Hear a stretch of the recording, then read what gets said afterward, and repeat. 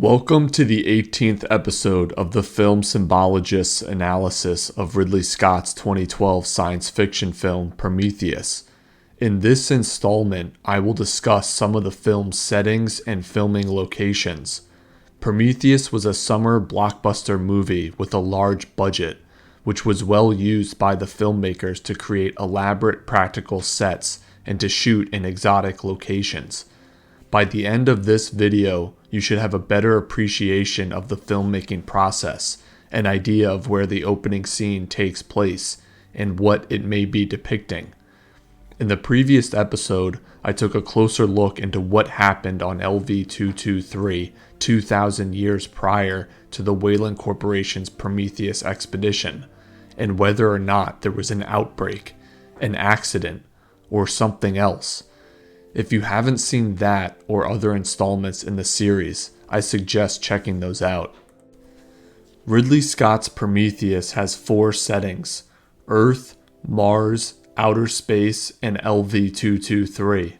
In the beginning of the film, Shaw and Holloway are shown on the Isle of Skye in Scotland exploring a cave. David also watches Shaw's dream, which shows her in Africa with her father. During the debriefing scene, a hologram recording of Peter Weyland shows him inside a building on the surface of Mars. The Weyland Corporation's Prometheus spaceship is shown traveling through space and arriving at the star system depicted in the ancient human artifacts. The majority of the film takes place on the surface of the moon planet of LV-223, where the crew is depicted inside the Prometheus ship, in the pyramidal structure, and traveling between the two. The Isle of Skye scenes were filmed on location. While it would have been cool, the scenes on Mars and in outer space were not filmed on location, but rather were filmed in movie studio sets in England and with computer-generated imagery, as one might expect. Many of the exterior shots on the surface of LV-223 were filmed in the deserts of Jordan, in some of the very same areas where David Lean's 1962 film Lawrence of Arabia was shot. Another major filming location was Iceland, where the film's opening shots were captured, including the aerial views of the desolate world's landscape and the scene of the engineer at the waterfall. There is no title card stating where the opening scene in Prometheus takes place. Some have speculated that this scene depicts a primordial Earth, devoid of life, and the engineer's act at the waterfall is meant to show the seeding of life. Others have agreed that the engineer is creating life, but do not think the planet is Earth. Various interviews with Ridley Scott and Damon Lindelof seem to support the idea that the engineers are cosmic gardeners, seeding life across the universe. But the filmmakers are agnostic about whether or not the opening scene takes place on the third rock from the sun. But life, at least in the form of flora, is shown on the landscape in the opening scene. In addition to the greenery, there's also an atmosphere that the engineer can breathe, and water. This world is already habitable, but how? By natural processes? Or has the planet been terraformed? By who? The engineers? In previous videos, I've speculated that the opening scene could depict the seeding of life on Earth or another planet. In episode 10, I suggested the opening shots may depict the creation of man, or the giving of fire to our ancestors, in accordance with Greek mythology. Under this interpretation, the engineer in the opening scene is associated with the Titan Prometheus, and the opening scene occurs on Earth. The engineers on LV-223, on the other hand, are compared to the gods residing on Mount Olympus. In episode 11, I suggested the opening scene depicted the serpent imparting gnosis to Eve in order to tempt her into eating the forbidden fruit in the Garden of Eden. LV-223 was described as the home of the evil creator god the Demiurge, and its emissaries, the Archons. In episode 12, I further elaborated on the idea that the opening scene takes place on Earth, which I describe as the engineer's laboratory. This would make LV-223 a military installation where they plan to press the button to contain their human experiments. I've also claimed that the LV-223 pyramids were more like laboratories for conducting experiments with the black goo, and that the opening scene does not depict the seeding of life, nor does it take place on a primordial Earth. So which is it? I'll admit it to you now.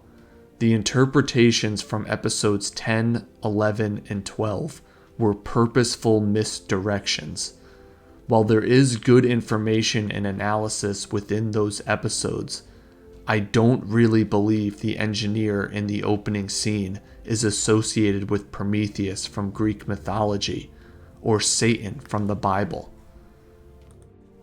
According to the film, long-range scans of the star system depicted in the ancient artifacts identified one moon capable of sustaining life. LV-223 is located 35 light-years, or 206 trillion miles, from Earth.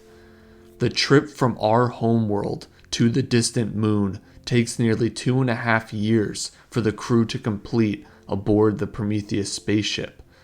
Scans and transmissions sent from the Prometheus to the surface of LV-223 yield no response or other indications of life. While the landscape and atmosphere of LV-223 are Earth-like in some ways, the environment is much harsher and appears more desolate. The air is toxic and breathable for no more than a few minutes. The filming location in Jordan, along with CGI effects, provides a dramatic backdrop for the pyramidal structures. Inside the pyramids, the crew discovers that air within the structure is cleaner than Earth's, and they find evidence of terraforming.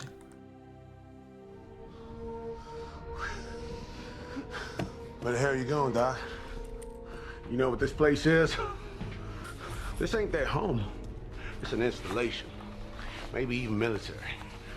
And they put it out here in the middle of nowhere because they're not stupid enough to make weapons of mass destruction on their own doorstep. They made it here. It got out. It turned on them. The end. It's time for us to go home. Yannick believes that LV-223 is not the engineer's homeworld, but rather is some kind of installation. Did the engineers leave their homeworld in rebellion and flee to LV-223? Or were they condemned to the moon as some kind of punishment? Many people have looked to the book of Leviticus in the Bible for clues. Chapter 22 begins with God instructing Moses to tell Aaron and his sons not to profane the name of the Lord. In verse 3, God gives Moses the following instruction. Say to them, for the generations to come, if any of your descendants is ceremonially unclean and yet comes near the sacred offerings that the Israelites consecrate to the Lord, that person must be cut off from my presence. I am the Lord. Exactly why you should have stayed at home. Did you really think I was gonna sit in a boardroom for years arguing over who was in charge while you go look for some miracle in some godforsaken rock in the middle of space? According to Vickers, LV-223 is a godforsaken rock. She is correct. In the biblical tradition, the moon world is hell, home to Satan and his fallen angels. Understood through Greek mythology, LV-223 is Tartarus, the area of the underworld where the Titans are imprisoned as punishment for their rebellion. Perhaps the big head sculpture in the ampule room depicts Kronos, the leader of the Titans. The black goo is a divine spark, Zeus's stolen lightning, Prometheus's fire. The goo, when seeded into human women, leads to the creation of the deacon xenomorph, the offspring of a god and a mortal, a demigod. When the crew of the Weyland Corp expedition was traveling along the surface of LV-223 on their way to explore the pyramid, could they have known what lay in store for them inside the structure? Could the audience have known? Were we given any clues? Many of the film's characters suffer from main character syndrome. They think everything revolves around them, and that humans are the center of the universe. Shaw says the ancient artifacts are invitations to LV-223. Holloway thinks they're maps.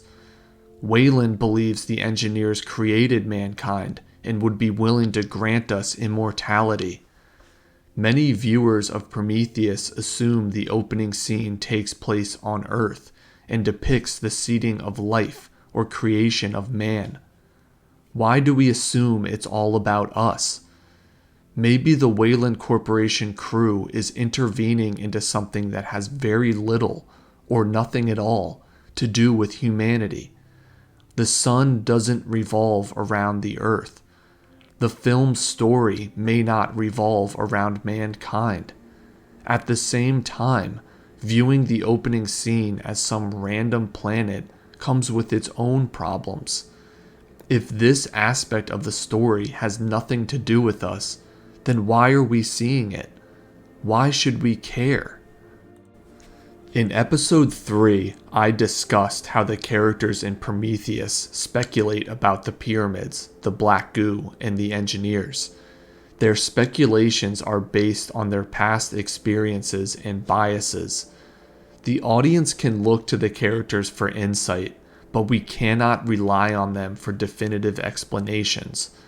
Even with David's superior intellect and knowledge of the engineer language, we cannot look to him for all the answers.